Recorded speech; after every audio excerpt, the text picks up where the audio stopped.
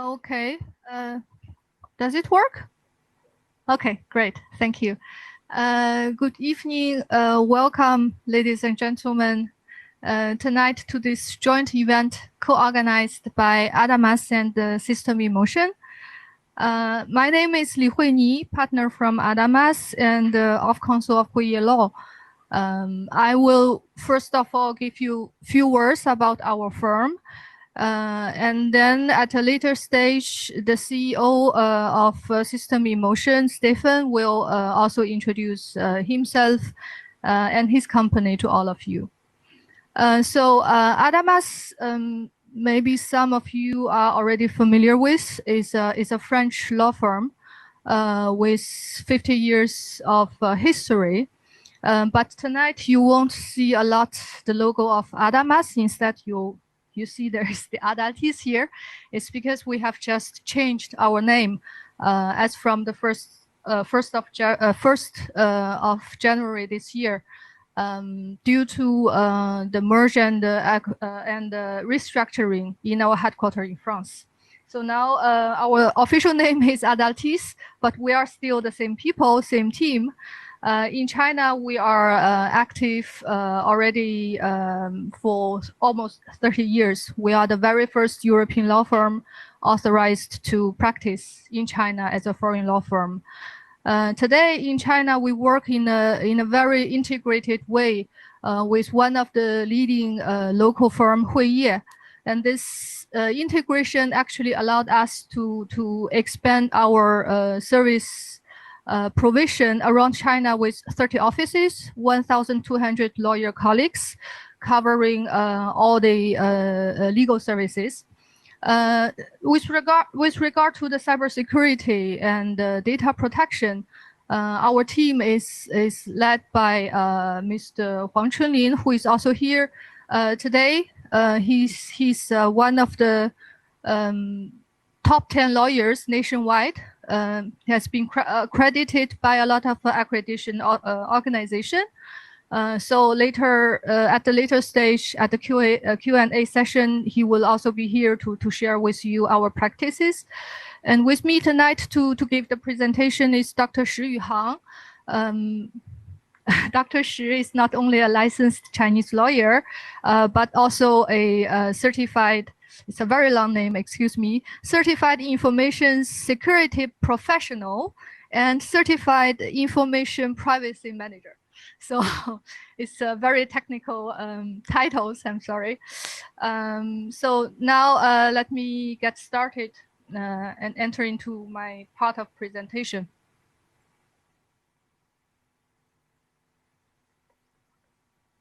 Okay. In my part, I will actually just give you an overview of the cyber security and data protection law. When we talk about cybersecurity and data protection, I think most of you must have heard of this very famous cybersecurity law, which came into force in 2017. Overhashed all the pre-existing practices and provisions, and also expanded its application by setting up very complicated mechanisms and systems to protect the cybersecurity and data and privacy from different aspects. Since then, there are a lot of laws and regulations coming out very intensively. That's actually the reason for that is, as we quote here, as President Xi said, without cybersecurity, there's no national security. So this is a very, the legislators are taking very seriously about the cybersecurity issues in China, and that's why we are seeing so many regulations, implementation rules coming out very, very often. On this page, we try to give you a graphic structure of all these comprehensive laws and regulations in order to help you understand better the structure of the law itself. Actually, the cybersecurity laws and regulations, they have two main objectives. The first one is the network operation security, and the second one is network information security. That is to say, we want to be sure and to set up and to be sure that we have a secured infrastructure. And in addition to that, we want to protect all the data and assets flowing on this infrastructure. So in terms of the operational security, we know that there are a lot of mechanisms and systems that need to be compliant with. For example, the classified protection, or normally we call it MLPS, is multi-level protection scheme, which basically means that for different network system, you have to have it graded, classified, and then to take corresponding measures, technical measures and management measures to protect it. And then we have also the network production and services certification. That is to say, for certain products and services, if you want to put it on the network to use it, then you have to have them certified first. And then we have also the requirement of contingency plan. We have the real name system. We have the CII protection. CII means critical information infrastructure. And related to this CII protection mechanism, there is a very hot topic about data localization, cross-border transmission of data. This part is about the operation of network itself. And then how about the data? Here we have the network information security covering the control of content, the protection of personal information. Related to personal information, again, we have the question of cross-border transmission of all these data. So this is the full picture of all the laws and the regulations. When you hear any new laws coming out, you can see always that this law or regulations is serving one of these main objectives. Okay, let's have a quick look of the existing laws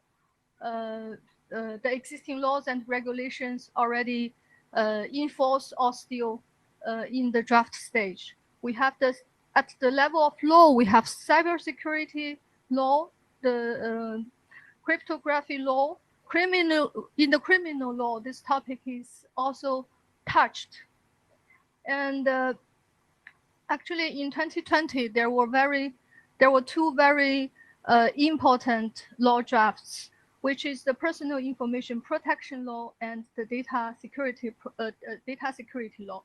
These two laws are still in the stage of draft, but we think this will also come out quite soon. Then hierarchically, beneath the laws in China, you will also have all the implementation rules and regulations. We call it administrative regulations, for example, department rules, national standards. So when we talk about the compliance for the companies, companies have to get familiar and know all these levels of laws and regulations, which are indeed very, very complex. And here we show you the regulatory authorities and the law enforcement authorities. Basically, you just need to know that three main authorities are quite involved in this field, which is the Cyberspace Administration, MIIT, and then the Public Security Organ. If we take the several hot topics that we discussed a lot on the market, for example, personal information protection, this is in the hand of the Cyberspace Administration. For example, for MIIT, This is in charge of the CIIO, critical information infrastructure operation. They are actually in charge of this issue. And public security organ is more in charge of the MLPS. Dr. Shi will also explain to you more details about it. Then in very few cases, you may also face the authority for market regulation. This is especially when consumers are involved. Okay, a little bit in detail. So when we talk about compliance, so which body, who has to be in compliance with the laws and regulations? Who is the entity or body obliged to do everything to protect the network? Here we know that according to the law, is network operator or even CII operator. Network operator. Who is the network operator?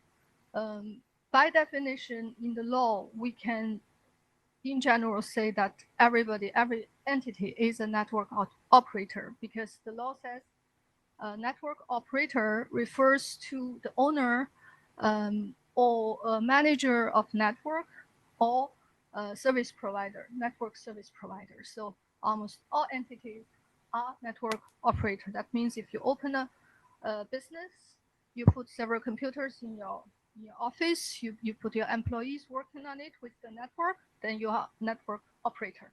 So you have to already take measures to protect the cybersecurity and data. Some operators need to take even more stricter measures to protect the cybersecurity and data. These are the so-called CII operator, critical information infrastructure operator. So maybe then you will want to know whether or not you are a CIIO. To answer this question, we have to have a look of the definition in the law. The cybersecurity law and the administrative measures, which is still in draft to implement this part of law, actually uses two approaches to define who are the CIIO. The first one is the business sector itself. For instance, the law says the big businesses like finance, transport, social care, healthcare, these kind of business by nature, they are CIIO. Also, they will be identified by as CIIO. The other criteria that is used in the law is to see the result when this kind of network is damaged. That means if your network is damaged, and if this damage will result in very serious damage to the national security, the national economy, the public interest, etc., you may also be regarded as a CIIO. But then maybe you would ask me, so can you tell me exactly whether I am a CIO when I'm in a certain business? Unfortunately, the answer is not always sure, because as we put here, CII identification guideline is still under the draft state, and the scope is not clear. The information about CIO is also not public information that you can look for and find it everywhere on the or easily on the website, on internet. So we see, for example, a statistic in 2017 that there were around 12,000 CIIO in China. So in practice, the CIIO might be notified by MIIT. Sorry? Some public resources.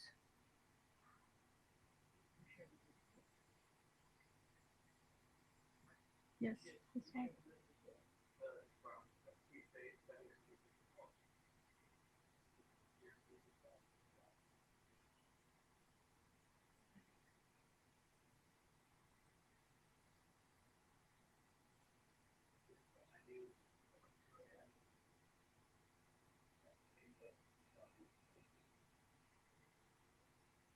one. So in practice, you might be notified by MIT that you are a CIO, but besides that, is a little bit difficult to have a very certain 100% sure answer that you are a CIO. Then there is another system which is quite, in the first glance, a little bit similar to CIO, which is the MLPS. My colleague, Dr. Shi, will explain to you more details about it. Thank you. Return, right?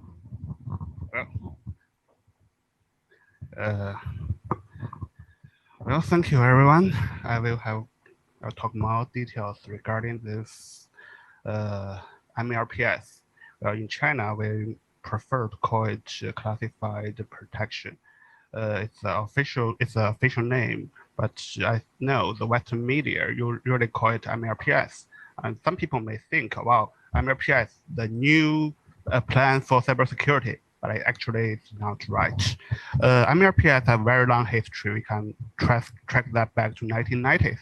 But back then, no one takes that seriously. Only some IT people, few departments of the government will ask a few companies to perform this MLPS application.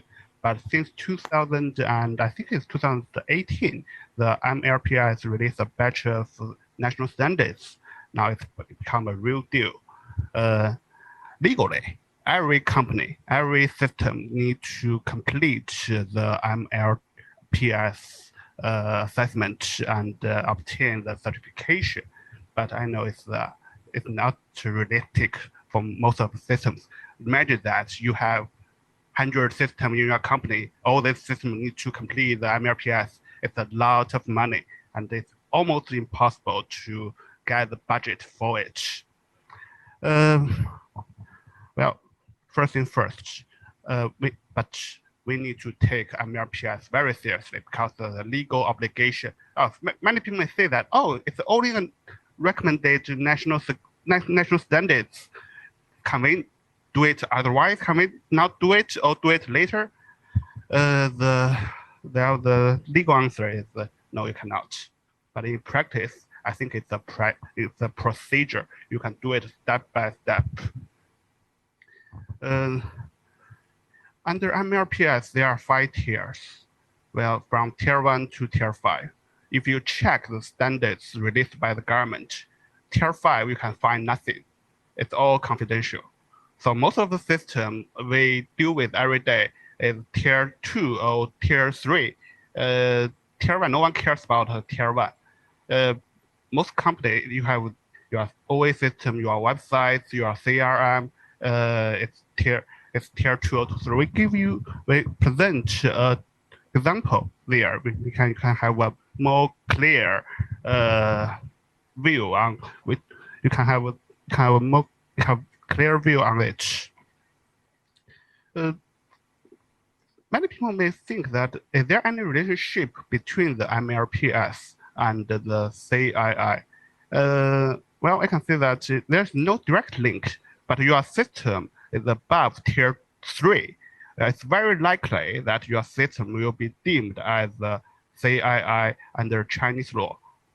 Yeah, and take that very seriously. Why we need to take that seriously? Because if you want to know what's the condition of cybersecurity for one company, well, you can check the documents, you can check the firewalls, but complicated. For Chinese government, it's very easy. They only ask you one question: do you complete the MLPS assessment? Do you have the certification? If you don't, well, they will think, well, this company may have a terrible cybersecurity condition. They fail to reach the bottom line of the Chinese law. On the other, there are also other use for the MLPS because, well, in practice, Chinese government take this really serious. This is a very special plan initiated by the police department. We call it one case due investigations. In Chinese, it's 一案双查. We can barely imagine this because imagine this: your house, say stolen by a thief. You call 911 or call 110. Well, the police come to your door. They not only track who is the thief, where is the thief. They only ask you, is your door reach the law, reach the law, Chinese law? You can imagine that. But in if you have cyber incident, they will ask you this question. Okay, we will track the hacker. We will find out who is this bad guy.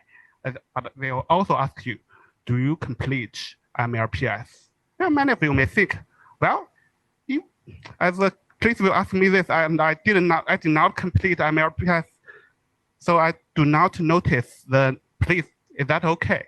Actually, it's not. Under the cybersecurity law, it's an obligation for a company to report legally all the incidents to the authority. Usually, it's the police department. So it's for companies to really consider this really hard. Do we need to complete the MLPS? MLPS is kind of like a shield for a company. Well, if you complete MLPS, well, you can prove to the government, oh, I already did my part. It's your part to track the hacker. And from another perspective, if you do not have a cybersecurity incident, okay, it's really cool. But there is a routine cybersecurity inspection, also initiated by the police department. There are two types of inspection: on-site or remote. Well, on-site, it sounds terrible. It sounds very terrified. Usually, it's more than 2 police officers come to your office or your data center. They'll review. I see the pictures. They'll review the data center, review the documents, and talk to the. I think it's a CTO or CISO of the company. They'll say, how's your cybersecurity condition? This comes to another question. For most multinationals in China, well, some multinationals have their CISO in China. They have this position, but some companies, they do not have a CISO in China. They have a CISO in Hong Kong or Europe or somewhere else. Well, it's really hard for the local police, Chinese police, to communicate with this, with treat as foreigner. They even do not speak Mandarin, and they even not at the site. But so it will really leave a very bad impression for the police officers come to do the inspection. During the inspection, they will review and copy the written information. Well, I think this part is we're all worried about it. Well, if this means the Chinese government will steal our data, well, really sounds sensitive. But usually they will just check your policy. Is your policy ready in place? Well, I know multinationals usually, we have a lot of policies in English or in some other languages. Most of the employees in multinationals, we can read in English. But for police officers, no. What are this? It's all in some languages I cannot understand. Well, so one recommendation I usually give is translate your policies. Make sure that the police officers can understand you already have a very comprehensive system to do the cybersecurity compliance. There's another types of inspection, remote inspection. They will give the prior notice and they will scan the vulnerabilities of the system. And this job is usually completed by I think it's vendor or third party employee hired by the government. I present I think it's an example. during the inspection last year. It's a real case. It's a recipient on website and the information system. Well, we can see. We ask you, what's your company's name? What's your unified social security code?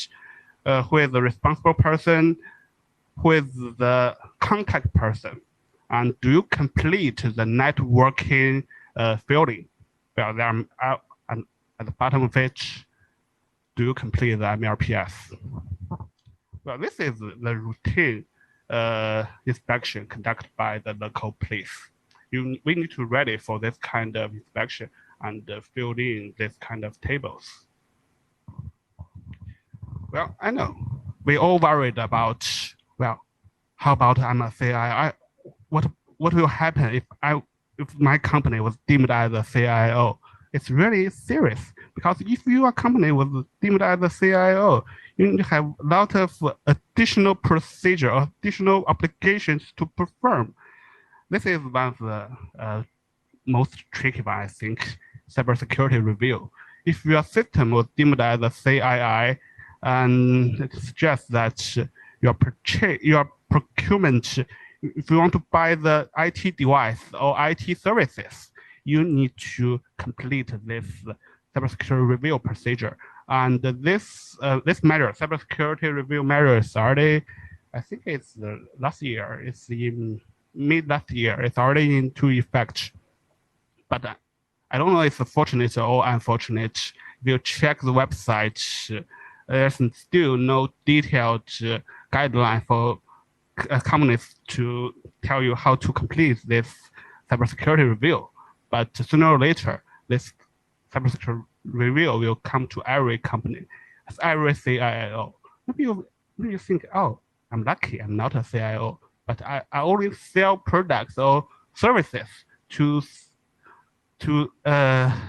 companies which maybe include CIO. Well, we also need to pay attention to this scenario, because if your clients need to complete this cybersecurity review, it suggests that the whole procedure could last a couple of months, maybe more than half a year or even longer. This will influence all the procurement procedure. Your money you will receive the money for a very long time. From another perspective, there are two different data we need to pay attention. I know today we are mainly focused on the cybersecurity issues, but data and cyber and network, they are related very close. Two types of data: personal information, important data. Well, I think most of the people here may understand the personal information. We all learned the influence by the GDPR, and China has a draft which is very similar to the GDPR, and the penalty is even higher, 5% of the annual turnover, even higher than the 4% by the GDPR. There's also another type of data, important data. Luckily, now the government claims that the important data is not related to the business data. If only related to the data that's important to the government, or we can call it, maybe you can treat that as a sensitive data. If your business is a CIO have a CI in your system, the data generated by this CII may very likely to be treated as important data. I think cross-border and localization is an issue that most multinational need to take very seriously. For now, I know in many areas there are localization requirements. Say some kind of, I don't know.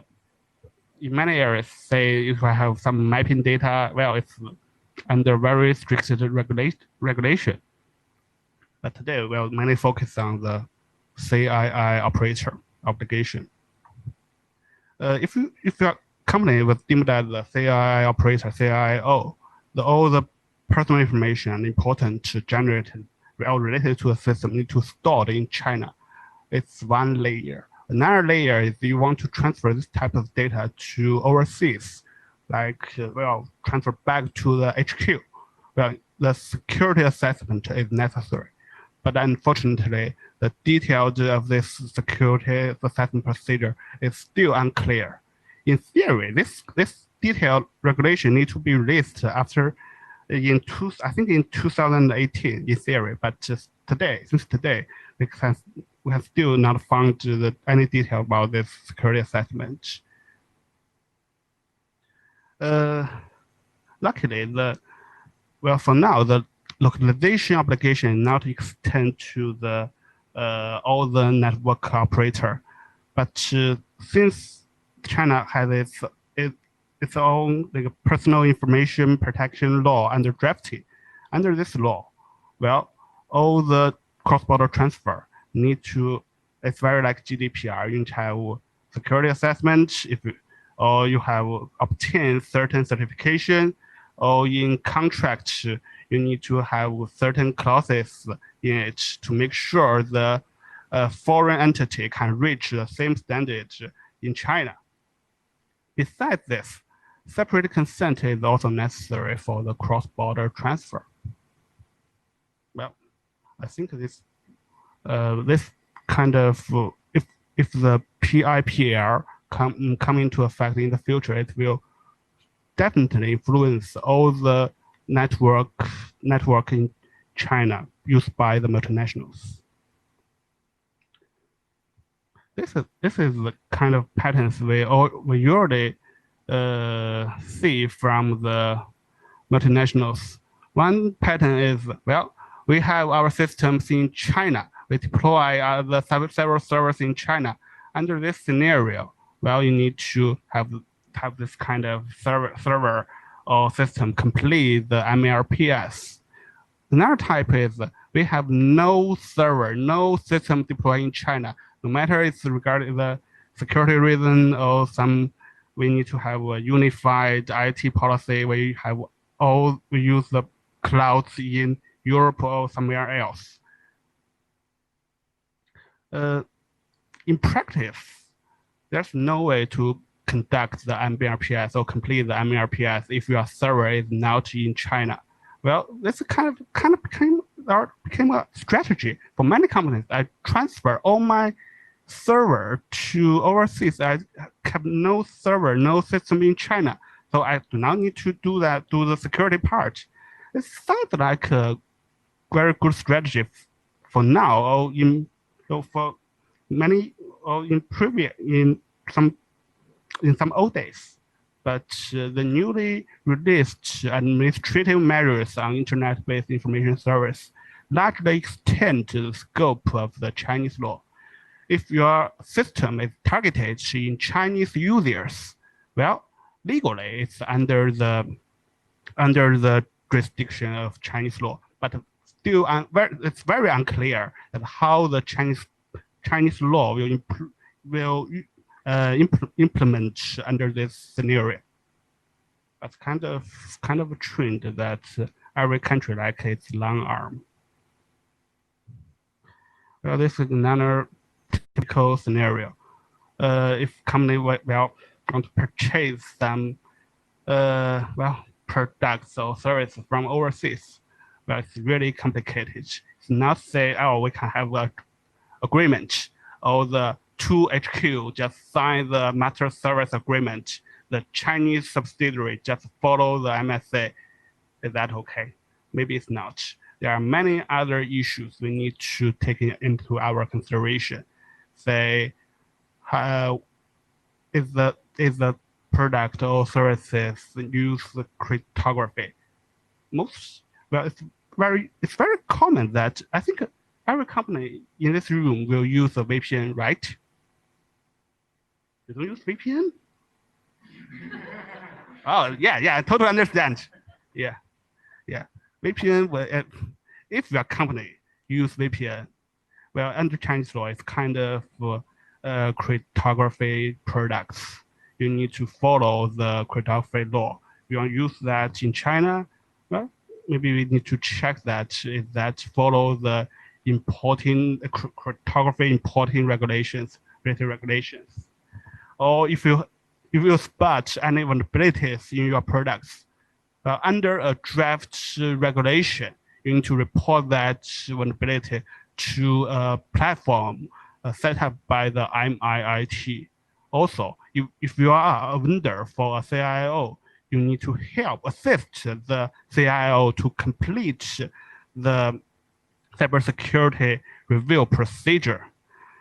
Well, from the official, we can see that the official's attitude is we're not trying to restrict or discriminate against any foreign products or services, but under the cybersecurity review measures, the political, the diplomatic are the issues they will take into their consideration during the review, which I think it suggests that it will be difficult for Chinese company, for Chinese CIO to purchase the products from the United States. Well, here are some trend and impact for multinationals we summarized from our practice this year. Well, first, China is surely accelerating its cybersecurity legislation.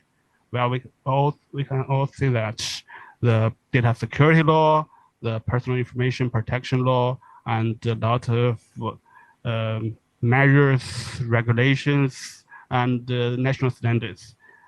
Almost every day, or at least every week, there are some new materials we need to learn.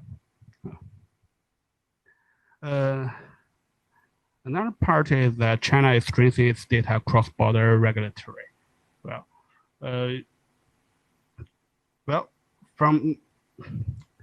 Especially from the personal information protection part, we want to transfer the data, personal information collected in China and transfer that back to the HQ in Europe or somewhere else. It's really important to do some work to prepare the legislation. And cybersecurity and data security has been taken very seriously in China. It's very uncommon that we can see that President Xi Jinping himself is the leader of cybersecurity administration of China. Can you imagine that Donald Trump leads the United States cybersecurity issues, but in China it's a real deal. And here's the consequences. As the president himself leads cybersecurity, every department, every agency in China want to do their part in cybersecurity. They will conduct the inspection. They want to do the enforcement. You can see the MIT, the CAC, the police, and other department authorities. They all do the enforcement. They all do the inspection, from local to central. Well, I think this is why cybersecurity is a very important issue for not only for multinationals, I think for all the companies, for all the units in China. Oh, thank you. I think it's my turn. If anything unclear, I think I can clear that during the A and Q part. Q&A, actually. Thank you. Thank you, Dr. Shi, and I can guarantee that nobody's using a VPN here in this room. I'm pretty sure that I will testify. Yeah. Thank you very much. So my name is Stéphane Monsalier. I'm the CEO and founder of System in Motion. We're an IT service company. We modernize information system for our clients corporate. And first of all, I would like to make a difference between compliance and security. So we heard about compliance. Our partner told you all about compliance. I don't have the knowledge or the expertise, and I will never give any legal advice, although we keep ourselves informed. So my first question is, when you're compliant, are you secure? When you're secure, are you compliant? Are they the same thing? Does one imply the other one? And actually, unfortunately, they are kind of disconnected. You could be compliant. You can have all the rules and regulation and all the processes. And tomorrow morning, somebody from your marketing department just sends out a list of clients to their digital agency. It's not that it never happened. So you're compliant, but you're not secure. Like, can you be secure and not compliant? Yes, you can do a perfect job. You can secure everything. Your employee can be aware of security, but you didn't fill in the paperwork. So you're secure and you're not compliant. And as Dr. Shi said, it costs a lot of money to go through the MLPS, and if you have to go through the MLPS. So we see a lot of tension today between security and compliance and how the budget compete with each other. So our job as an IT service company is to, first of all, take care of ourselves, be secure. So far, so good, touch wood, 17 years, no problem. We've been very vigilant. And why were we vigilant? Because we didn't wait for the cybersecurity law to think about security. It's in our mindset, it's in our training. But we have a second responsibility, our responsibility towards our clients. Every system we do, every upgrades we do, every time they invest in money in us to upgrade their systems, we have to make sure that it's more secure, that they are going for the right path and we give them the right advice. So I won't talk about compliance. That was covered by a partner. I'm only going to talk about security. So I divided it in 5 parts. First of all, the approach to security, very high level. How do you think about security? And as manager and decision maker, for those of you in the room who are decision makers, what is your approach and what do you want to achieve with security? Risk sources, where are the risks are coming from? When we're talking about security, we're talking about risk assessment and covering those risks. Very quickly over budget, methodology, and then how do you create and cultivate a security culture? Because the only way you can be secure, that everybody in the company thinks in a secure way and acts in a secure way. So approaches, we divide them in 3 parts. First one, compliance. That's the baseline. You need to be compliant. I will never tell anybody, don't be compliant. That would be ridiculous, So it's still a large investment. It's very complex, as we've seen. But this is only the first level. The second one, cybersecurity is about business continuity. We just saw in some of the slides, if you're not compliant and something happens, the government will shut down your website. And it will have an impact on your operation. So the second level is, are you safe enough? Are you secure enough that your operation continue to run? That nothing comes to disrupt your operation. So it could be a ransomware, it could be a virus, it could be data losses, it could be anything. All those events will come and disrupt the normal course of business. So this is the second level. The third level, very ambitious. We want to be in System Emotion, we want to be industry leader. Meaning working with us means that everything we do will bring you more safety and more security. So in your industry, you also can be industry leader in your industry. You can be the most secure company in this field, in this industry. As you can see, the ambition is very different. And of course, what you have to do and the action plan will be different. So be compliant, for sure. Ensure your business continuity, for sure. Then you can think about leading the industry and getting there and going the extra step. So next, where are the sources of risk? Number one are not systems. Number ones are humans. Humans are always the weakest link. Is everybody familiar with the term phishing? Yes? Everybody knows about it. Yeah. So phishing, it's all about vulnerability. It's all attacking the humans. CEO attacks, very famous. Somebody sends an email that pretends to be the CEO using the language that the CEO is typically using and instruct the CEO to change payment instruction. And it's done on Friday, 7 p.m. when nobody's in the office and you can't reach the CEO, and then boom, $1 million coming out of the account going to the wrong person. Humans, weakest link, for sure. That's why the mindset and the training is so important. Second one, passwords. So I'll get back to this later. There was a shift in password management. We thought there was a great idea to change the password every month, right? That was typical advice on security practice. What happens when you need to change your password every month? There's a post-it on your screen, because the number one weakness is humans, right? So that changed. So that policy actually changed, and the mindset is changing about managing password. It's better to have more complex password that you don't change so often. But there's a trick behind that. I'll get it later. Outdated systems. What happens when you don't update your system? So when you don't update the system, whatever system you have, proprietary, open source, it doesn't matter. When you don't update the system, there are vulnerabilities that are discovered. Once a vulnerability is discovered, what does it mean? That means everybody knows about it. That means immediately you're under attack on those vulnerabilities. At the same time, the software provider, they patch it as fast as they can. But if you don't upgrade, you don't have the patch. So you have that vulnerability that is outside. I said we never had any security issue. Actually, we had one once because the client didn't listen to us. They delayed an upgrade, and then their server got infected because they didn't listen to us. So outdated systems. There's a cost to outdate a system, for sure, but it's a price that you have to put in place if you don't want to see vulnerabilities that are coming and accumulating, and you don't think about them because you say, oh, we didn't change anything, so we are as secure as we were 6 months ago. No, you're not, because again, those vulnerabilities are discovered by the community and hackers are getting through it. That's why you get a antivirus update every couple of hours, right? Right now, I think you have new viruses that are discovered that are coming. But it's the same thing for legacy system. It's the same thing for website. It's the same thing for every system. And then partners. You can be the most secure company in the world if your partners, if your IT provider, if your lawyer is not secure, if you're working with companies, digital agencies, marketing agencies, whoever, you talk about supply chain, your 3PL, 4PL, if they are not as safe and as secure as you, then you're vulnerable there.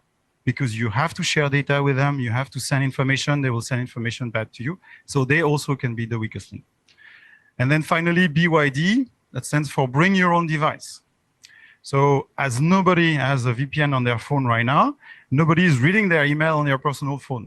Nobody is accessing documents, professional documents on their own phones. Nobody has ever sent confidential information through WeChat. Nobody ever sent a quotation through WeChat, ever. Right? That's impossible, yeah. So bring your own device, that's also a layer of vulnerability because it's getting out of the company and getting into something that is, of course, very convenient, that everybody wants to use because it's so fast and we all want to run our business as fast as we can, but this is a vulnerability you're creating. So I'll get to that again later. Now, in terms of budget, I have very bad news. The experts completely disagree. As you can see, between advice from PwC and Forrester, there's a 300% difference into how much money you need to spend on security. I don't call that advice. I think it creates more unclarity than clarity. So at the end of the day, how do? You have to make it by yourself. So you have to analyze your own budget. That means you have to understand the risk. At System in Motion, we believe in education. We believe in teaching our clients, our prospects. We want them to understand what we're doing. It's the same thing for security. The same thing for developing a new software, the same thing for showing different options. We want them to understand. And we believe all our clients need to understand what we do, what are the risks, so they can take a calculated risk. There's no way to cover your risk 100%. If you want to cover your risk 100%, don't hire anybody, don't get any clients, don't deliver any product, don't have a website. You will be 100 secure, but you won't have a business. Yeah. So there is a calculated risk.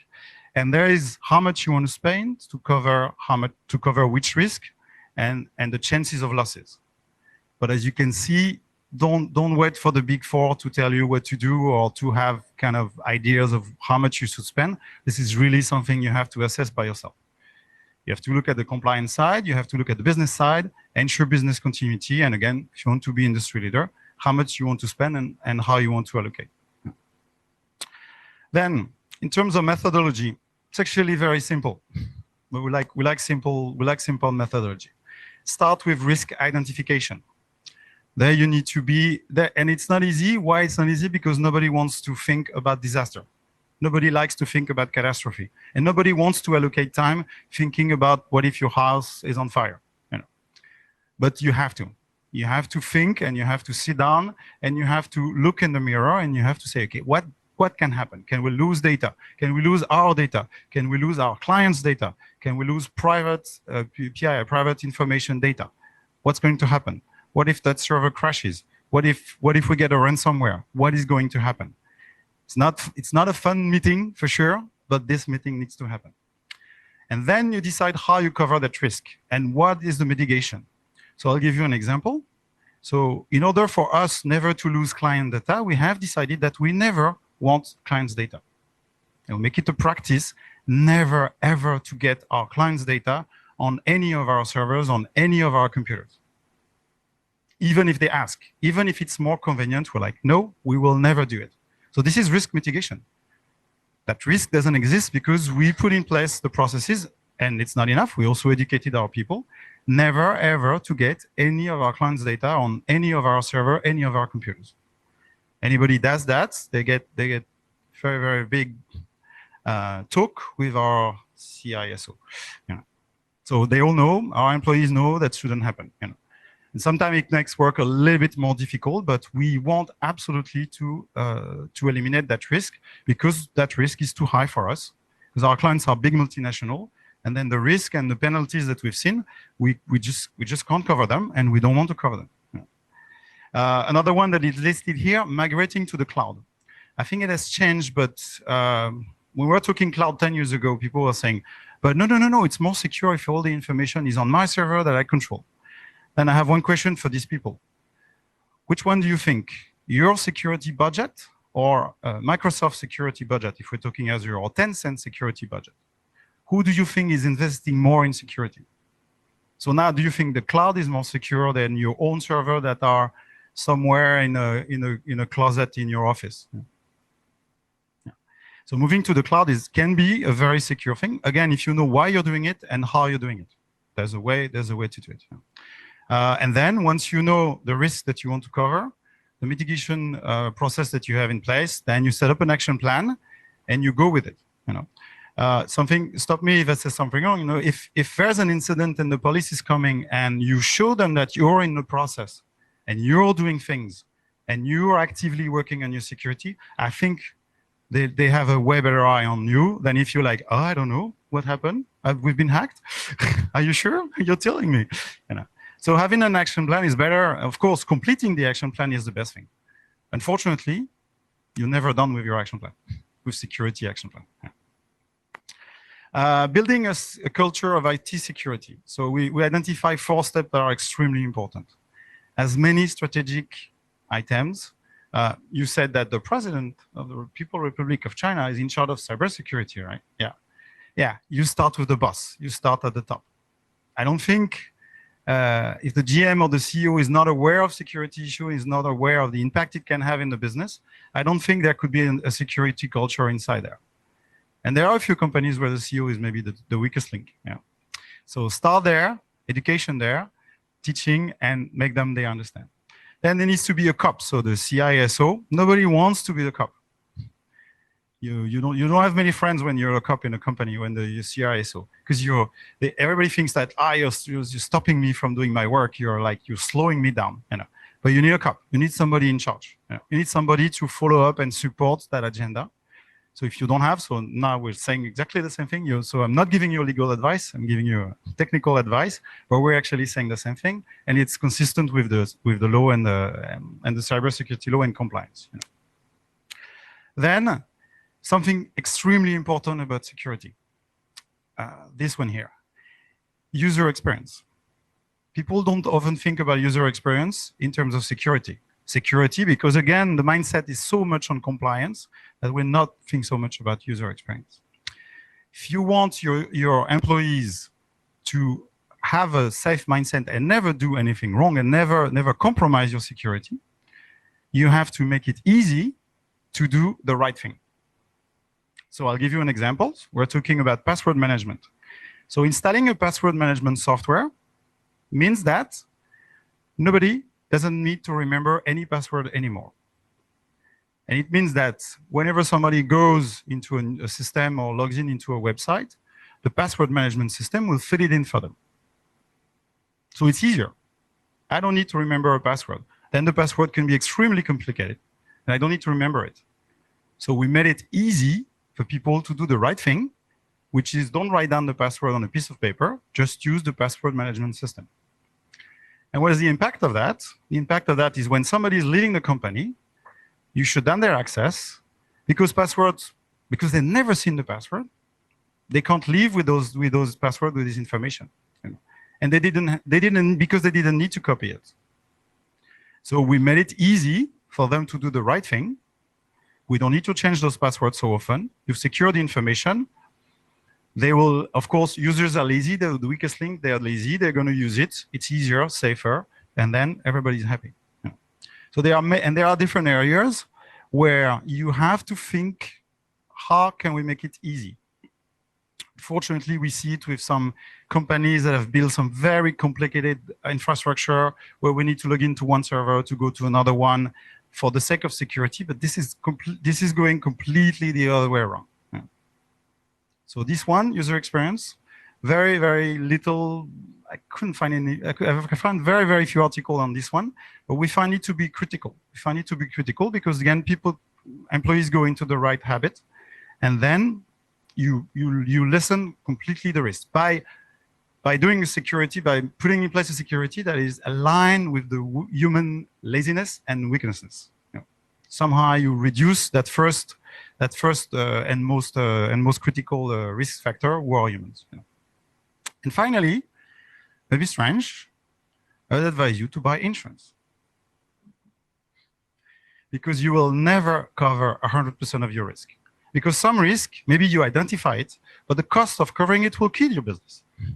Right? You will wipe out the entire margin if you want to cover 100%. So cybersecurity insurance, they are there. They are, I would say, pretty affordable. They force you to do your own assessment and your own analysis. And I found something really interesting also when we purchased our own cybersecurity insurance. It was really interesting because we had to fill in that form, and they ask a lot of questions. And those questions are very interesting because they get you to think. And because the insurance company, they've designed this based on their claims, based on so many clients and so many things they're doing, it's like free lawyer advice, right? Because you fill in the form and like, oh, this is important. Oh, this is important too. They get you to identify new risk. You see how they cover them, and you see, because you can guess, it's always yes or no, so you can figure out how they organize it. Yeah. So that also gives you some very interesting tip into how an insurance company sees cybersecurity risk, which one they cover, which one they don't cover. And if you play a little bit with it, you also can see how your premium is going up and down. So that gives you a very good benchmark of how the risk is evaluated from the outside. So buy a cybersecurity insurance after you've done everything else. But yeah, I think now it's really, I mean, the amount of fines that we've seen in the previous slide, in your last slide, okay, some company can cover it, I can't. Right. So I need an insurance there. Okay, so start at the top, CEO, GM, department head, they need to get there and they need to understand what can happen, right? There's a card that needs to be a CISO. That person doesn't need to be full-time, right? They could be, but somebody has to have in their job description, into their way of thinking, that they are there to keep the company safe. Again, business continuity or making your company an industry leader in your own industry. Make it easy to do the right thing. You know, the worst security are the security that slows down the user, because they want to find a way around, and they will find it for sure. Trust them. And finally, once you've done that, buy insurance, buy cybersecurity insurance. Yeah. Finally, I want to give you a few tips, as practical as I can imagine, into three areas that you want to look at. So I already told you about password management. If you don't have a password management software, go and ask your IT department why. Because this is really an amazing technology. It really makes it easy to do the right thing. I mean, for us, it's absolutely critical, because we manage password for our clients. You know, so for us, System in Motion, we have to access our client system. Since we don't get the data, we somehow have to figure out what's happening in their servers. So we identified that the huge risk was for an employee to leave the company and remember a password that was trivial and still access one of our customers' environment. So password management eliminate that risk, force us to organize the information internally. And because we had to teach our employee how to use it, we also explain why it was important and why it was in place. Second one, everybody's supposed to have it, but I think you'll be surprised. Anti-spam, antivirus, up to date, right? So check your computers, Do you have an antivirus on your computer? Is it up to date? Is it running there? Is it satisfactory? Or ask your IT department or your IT provider if you're a smaller company and you rely on a third-party solution. It's so important. Yeah. And third one, people don't think about security when talking about backup, but backup is your best protection against ransomware. So your first protection is antivirus, but the second one is to have good backup. Again, just trying to get you at the business continuity level. When you get a ransomware, you pay or you don't see your data. But if you have backup and you have a good level of backup, then you can retrieve it and you can restore it. So where is your data? Is it backed up? Which data is backup? Which data is not backup? What's the level of retention? How many days or months of data do you have there? And when we talk about backup, there's the other process that's called restore. If you think you have backup, but nobody restores them ever, it's like you don't have backup. Because backup are set up. First time, usually the IT guy will test it, make sure it's running fine. And 6 months later, one backup stopped working. Or a disk is full, or something happened and it stopped working, and nobody noticed. So how do you restore? I'll give you another tip. You go to your IT guy, like, oh, I lost that very important quotation for that client. I deleted it from the server. You need to find it right now. Okay, after a couple of times, they figure out that you're faking it, but at least you force them to find a file for you every 3 months at least, and you ask for the file. Send me the file. You ask them to give you the file, put it back on the server. So you make a copy of it, you delete it from the server, so you still have it in case they don't find it. So don't delete it and don't make your own backup first. And ask your IT guy, I need this file. You may discover that actually the server you're using is not backed up. You may discover it was supposed to be backed up, but for some reason it stopped working a couple of weeks ago. So that's all this discipline and all these processes that will allow you to make sure your data is safe and you have at least it in another place. And one last tip on backup: ask them if the backup is on the server just under or if it's offsite. But that's already probably industry leader level. At least make sure there's a backup. So that's it. I wanted to leave you on very actionable things that you can check with your IT department or you can put in place if you don't have. This is really at the bottom level, and unfortunately, I'm afraid if we survey the room, we may not be happy with the results. So I think we'll open the floor for Q&A. We should have copied your QR code onto this one. We'll do it later. So please come in if there are questions on legal. Again, I will not give compliance legal advice, so I will need you guys to answer those questions. Any question on compliance, security? Galat? Yeah. Wait for the microphone, please. Thank you, Stephen. I would have a question actually for you regarding outdated system. As you may be very aware, one of the core issues when we push for compliance is when we work with companies that have legacy systems that were made maybe at the time they had grandmas working for them. And the big issue there is they keep saying it is we always done thing. We're not going to change it. We still have all those old systems, but they work well. And or could you try to convince them that it's time to change because it's not going to work? They're going to crash one day, or it's just outdated. It does not work that way. So you do have to, we have to convince them. So I don't have like a silver bullet that will convince every client that they need to change their system. I mean, usually if you wait a little bit, they will crash by themselves. We've seen that in the past.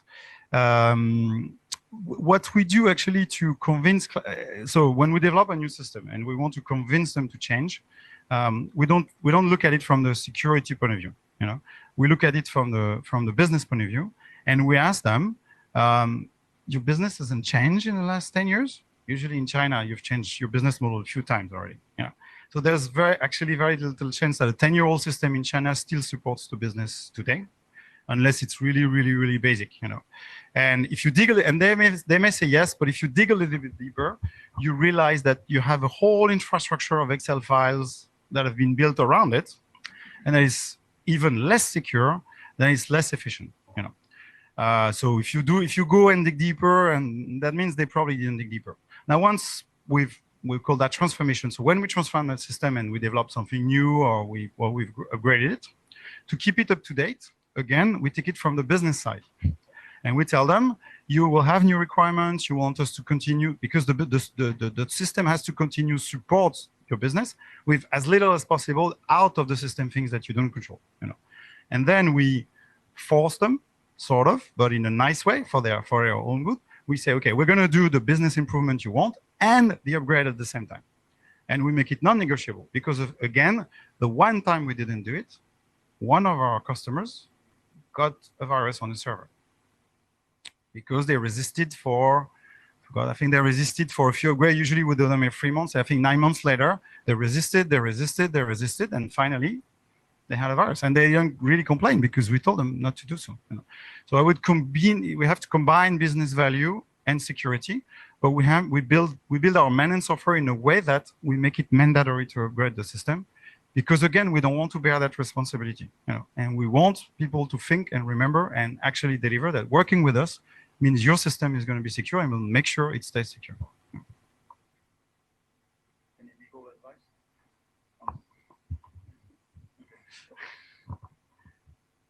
Are there other questions?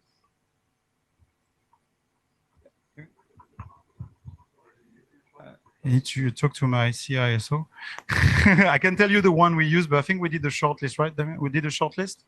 So the one we decided to use may not be the best one for you.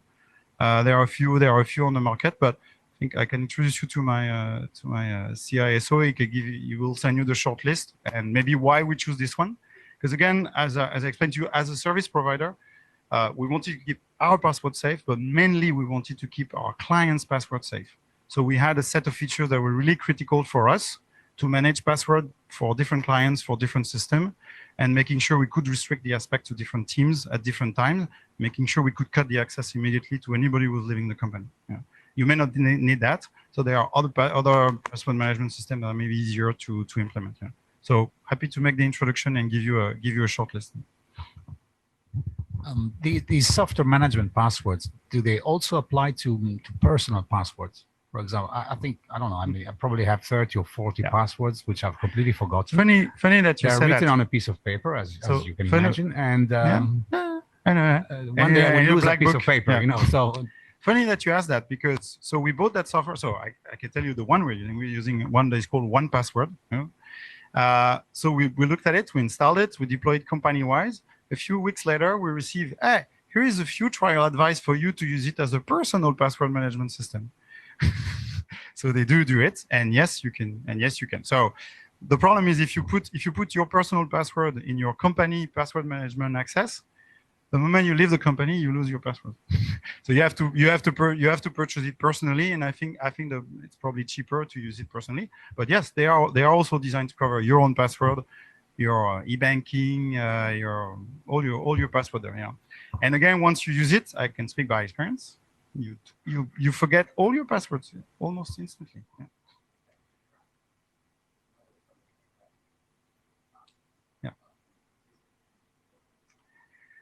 So unfortunately, there's a password to manage the password management system. So this one you have to be extremely careful.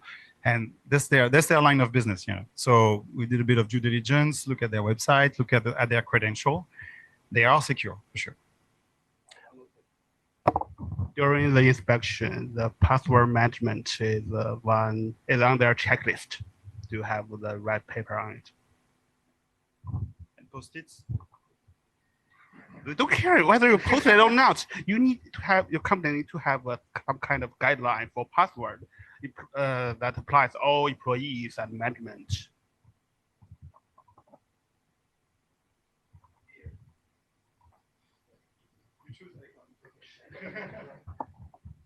So maybe a question for more legal.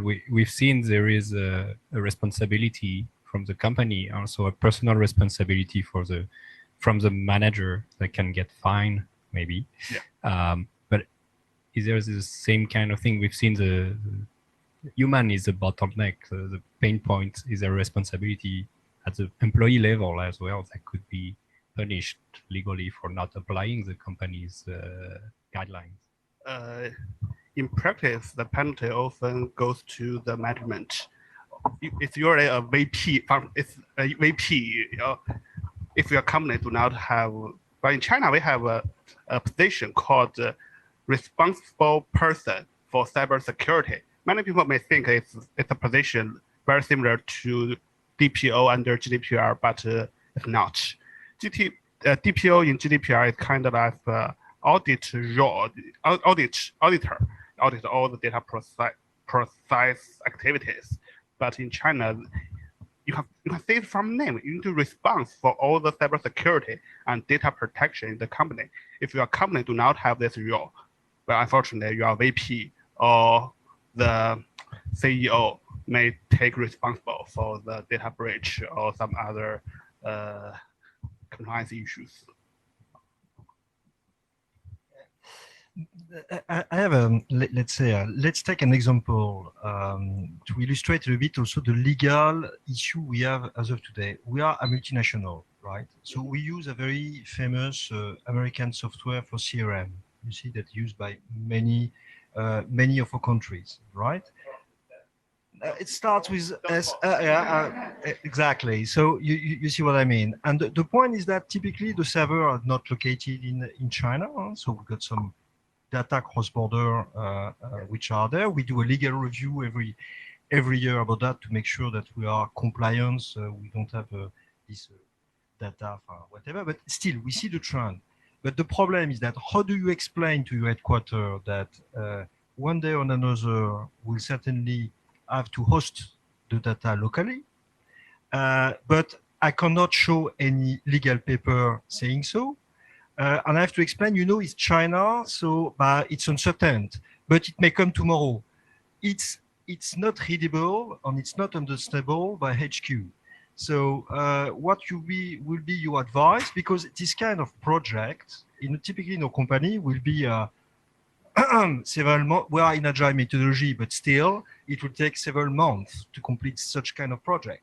So we are not going on especially in the current context of OPEX constraint, we just cannot pop up. We suddenly, oh, by the way, we've got a few millions to put on that, So yeah. What will be your advice to manage properly situation with such headquarters?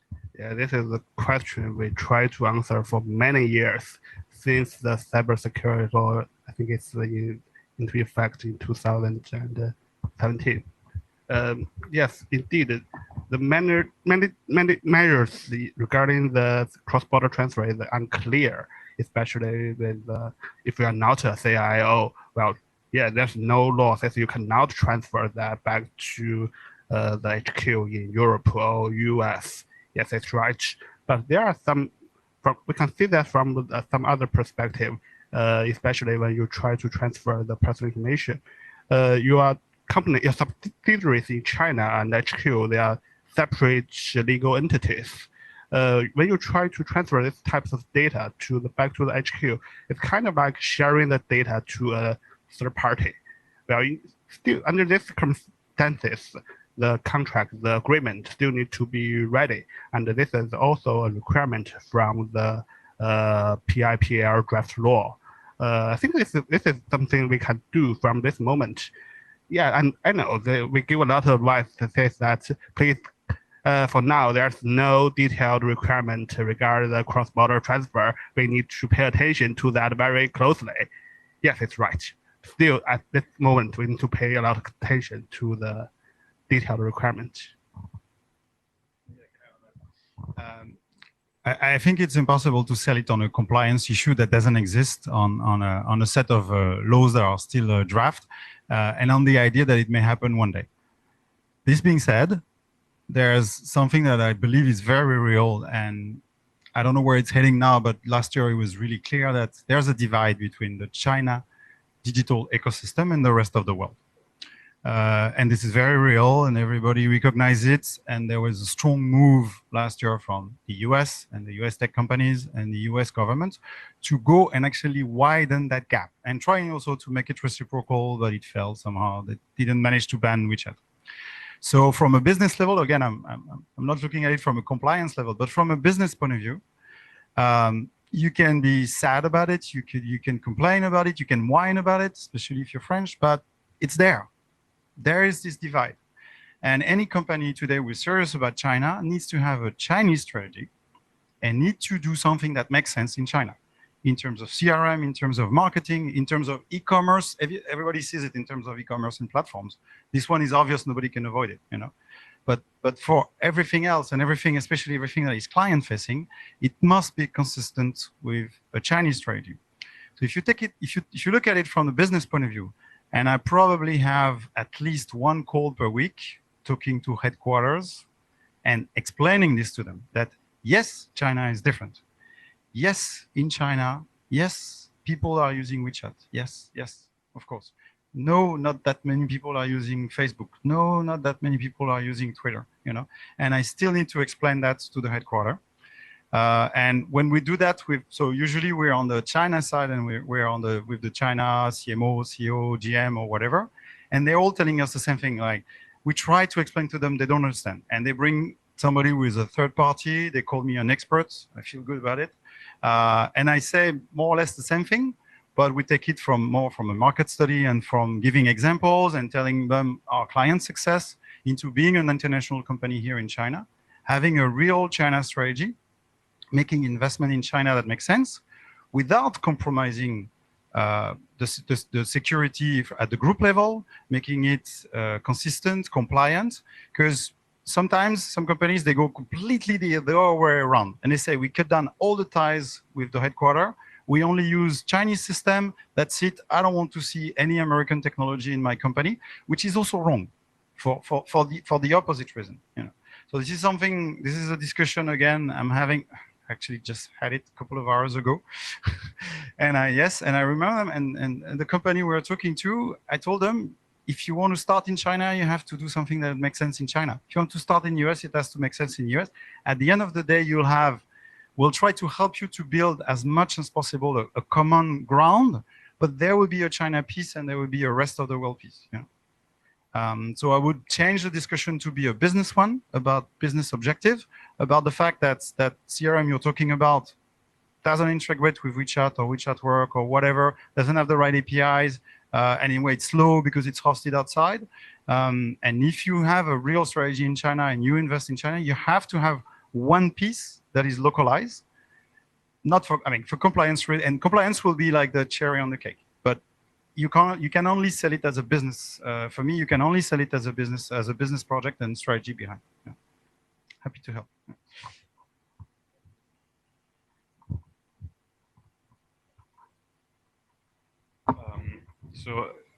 Yeah, thanks. So for the compliance part, so I saw your tiers, and I think my company would be roughly in tier 3.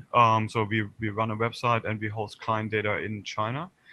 So how do I know what I need to do if I am tier 3? Like what I understand, I need to implement certain procedures in my company. I need to have certain HR procedures. Have my team sign certain documents, etc. I need to have one person in charge. So where can I see what is required for my company to be? So is there like a checklist? Does the government provide information, or do I need to hire like you guys or a consulting company? Because I did my research and basically. So the prices I was quoted were somewhere north of 300,000 RMB to become compliant. For me as a small company, that's a lot of money. So if I am in Europe and I want to be compliant, I can probably just go to a website and download these templates. How does it work in China? Like, are there places where I can just look up what I need to do to be compliant? Something like that. Yeah, in China, we have the document is mainly based on some national standards to have very detailed requirements for tier 3. Where you need to have management, what kind of management document, what type of firewall you need to prepare. It's very detailed, but all the documents are in Chinese. Okay. But are they public? I mean, can I just download them somewhere? Or? Yeah, sure. Okay. Yeah, it's all public. Okay. Yeah. Can you share that where, or do I need to hire your company? Yeah. It's totally free. If you want, if you want the document, I can email you after the event. That would be great. Okay. Yeah. Usually in practice, many multinationals will hire a third party to help them to complete the assessment.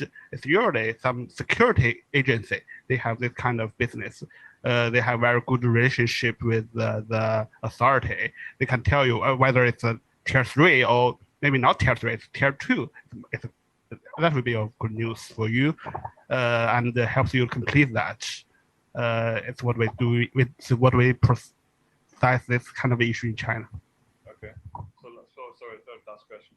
So internally, I can get this information from there, but then there is the server. So we run on an Aliyun cloud. Mm-hmm. Can I just assume that they do their part, or do I also need to actually?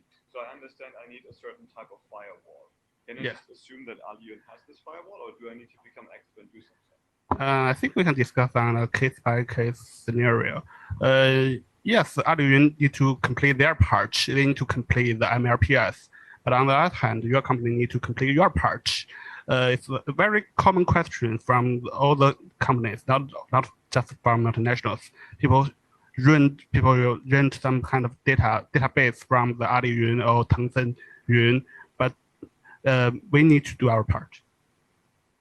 But Ali Cloud will assist you to complete the MLPS. They have this service as well. Oh, okay. So a few things on the cloud providers.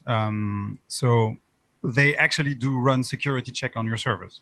So if something is really wrong and you shut down the firewall that is activated by default on the Linux box or anything, they'll send you a warning. So actually in the backend of Aliyun, you do have warnings to pop up. And if you don't fix them, then they shut it down for you. So they actually do help you, and they've automated all of that because, as we discussed earlier, so the GM is in trouble, but I think Aliyun is also in trouble. If there's security and it traced back and it was in their data center. So the same way that they check your ICP and you cannot create a server if you don't have an ICP, they're also actively running. And I think from what we've seen, they're running more and more check and they're making it more strict. So they actually help you to do that.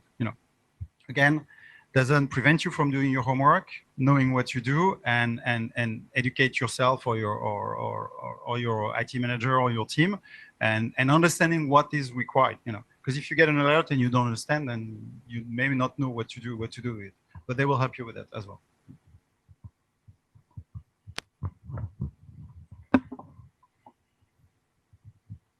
So that's it. We've covered cybersecurity. Do we have other questions online? Anything online? Seems not. It's No? the automatic message. Anyway, there'll be time to discuss. You can scan QR codes from our partner, and anyway, we'll be there to discuss with you guys. Thank you.